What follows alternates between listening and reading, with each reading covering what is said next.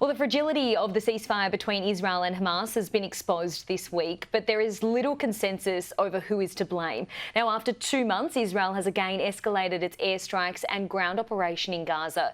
Dozens of people have been killed, including a United Nations worker. The United Nations says that one of their buildings in central Gaza was hit twice, shortly before 11:30 this morning. 2 people were killed, including an international staff member.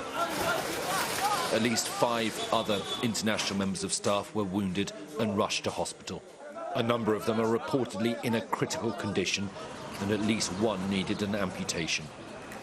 The IDF has denied carrying out the strike, but has given no alternative explanation.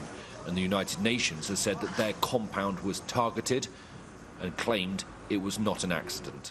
There were no other buildings nearby. It was a very well-known premises, and it was in an isolated area.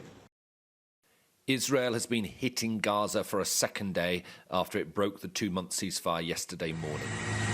In what could develop into another major escalation, the IDF has also started a ground operation in parts of central and southern Gaza, and the country's defence minister has warned of more to come.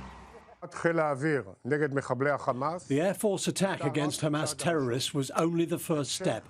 The rest will be much more difficult, and you will pay the full price. The evacuation of the population from the battle zones will soon begin again if all the Israeli hostages are not released. The renewed fighting has been criticised by governments around the world, including some of Israel's closest allies. I'm deeply concerned about the resumption of Israeli military action in Gaza. The images of parents carrying their children, young children, to hospitals have emerged over the last few days are truly shocking. The resumption of Israeli strikes yesterday, despite the efforts of mediators, is a dramatic step backwards. Dramatic for the Palestinians, once again plunged into the terror of bombardments, and dramatic for the hostages and their families. For a second day running, there were protests in Jerusalem against Netanyahu's government and the renewed violence in Gaza. Thousands marched calling for the war to end.